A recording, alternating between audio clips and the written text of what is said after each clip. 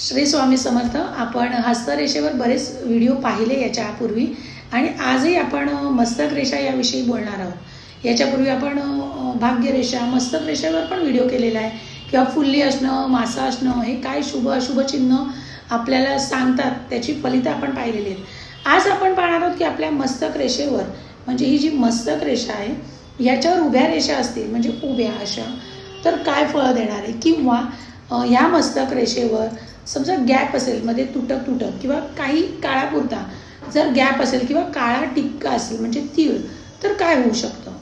तर जर उभ्या रेषा तुमच्या मस्तक रेषेवर असतील तर तो पिरियड असतो जो तुम्हाला फक्त हस्तरेषा तज्ञच सांगू शकतात। तर तुमच्या जवळ कोण असेल त्यांना तुम्ही दाखवू शकता जर असतील तर म्हणजे ते तुम्हाला सांगू शकतात की काय घटना घडतील।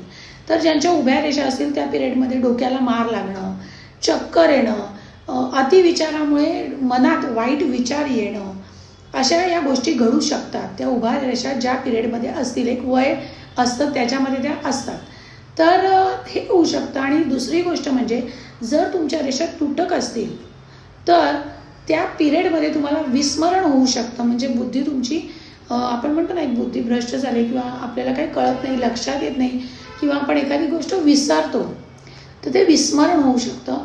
तर ते कुठल्या एजमध्ये हे जर पाहायचं असेल तर तुम्हाला त्यासाठी हस्तरेषा तज्ञ हवेत। बरं ठीक आहे स्वतः तुम्हाला ते वय कळणार नाही पण हे तर कळेल की तुम्हाला त्रास होणार आहे तर याची काळजी अगोदर घ्या।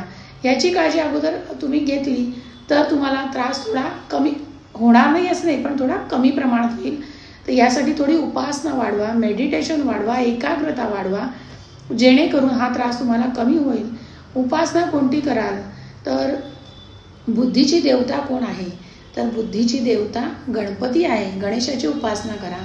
त्याच्यानंतर शंकराची करा जेणेकरून मन एकाग्र होईल। ओम नमः शिवायचा जप करा।